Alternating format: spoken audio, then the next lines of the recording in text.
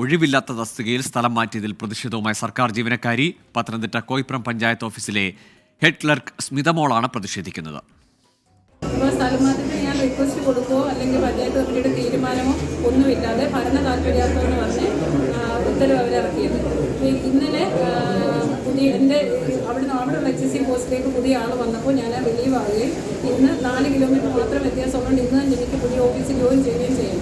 അപ്പോൾ ഇവിടെ നിലവിൽ വേക്കൻസി ഇല്ലെന്ന് അറിഞ്ഞുകൊണ്ട് ഞാൻ ഡെപ്യൂട്ടി പ്രിൻസിപ്പൽ ഡയറക്ടർ ഓഫീസിൽ ഫോൺ മുഖേന ബന്ധപ്പെട്ടപ്പോൾ ഉടനെ ഉത്തരവ് റിലീസ് ഇടുമെന്ന് വെച്ച് ഞാൻ ഇത്രയും ദിവസം വെയിറ്റ് ചെയ്തത്. ഇന്നലെ റിലീവായി കഴിഞ്ഞപ്പോൾ ഇന്ന് ഞാൻ ജോയിൻ ചെയ്യാൻ ഇവിടെ വന്നു. ഇവിടെ വേക്കൻസി ഇല്ലയെന്ന് പറഞ്ഞ് സെക്രട്ടറി ജോയിൻ ചെയ്യിച്ചില്ല.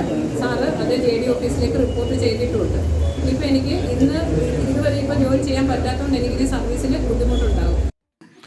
ശ്രീജിത്ത് ശ്രീകുമാരൻ പത്തനംതിട്ടയിൽ നിന്ന് ചേരുന്നുണ്ട്. ശ്രീജിത്ത്, ഈ തസ്തികയില്ലാത്ത അല്ലെങ്കിൽ വേക്കൻസി ഇല്ലാത്ത സ്ഥലത്തേക്കൊക്കെ ഈ സ്ഥലം മാറ്റിയുള്ള പരിപാടികൾ, ഇതാരാണ് ഇതിന് പിന്നിൽ?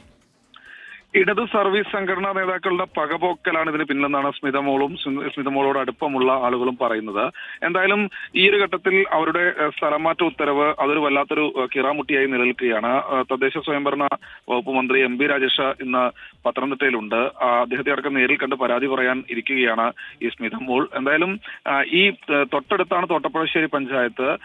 പഞ്ചായത്തിൽ നിന്ന് കഴിഞ്ഞ ദിവസമാണ് ഇത്തരത്തിലൊരു ഓർഡർ ഇറങ്ങിയത്. ആ ഓർഡർ ഇറങ്ങിയതിന്റെ അടിസ്ഥാനത്തിൽ തൊട്ടടുത്ത പഞ്ചായത്തിലെ ഹെഡ് ക്ലർക്ക് അവിടെ വന്ന് ജോയിൻ ചെയ്യുകയും ചെയ്തു.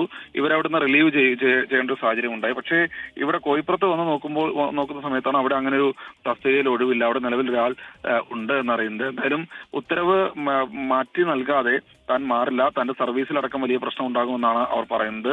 ഈ വിഷയത്തിൽ അടിയന്തര ഇടപെടലാണ് അവർ ആവശ്യപ്പെടുന്നത്. എന്തായാലും മന്ത്രിക്കടക്കം പരാതി നൽകാൻ ഒരുങ്ങുകയാണ് അവർ. ഇപ്പോൾ മന്ത്രിയെ അല്പസമയത്തിനകം തന്നെ ഒരുപക്ഷെ നേരിൽ പോയി കാണാനുള്ള സാധ്യതയും നമ്മൾ മുന്നിൽ കാണുന്നുണ്ട്. ഏതായാലും ജീവനക്കാരിയുടെ സാഹചര്യം വളരെ ബുദ്ധിമുട്ടാണ്. ഏതായാലും ഒരു വേക്കൻസി ഇല്ലാത്ത സ്ഥലത്തേക്ക് സ്ഥലം മാറ്റിക്കൊണ്ടുള്ള ഉത്തരവിനുള്ള ആരാണ് എന്നതുകൂടി ശ്രദ്ധേയമാണ്. അത് അറിയേണ്ടതുണ്ട്.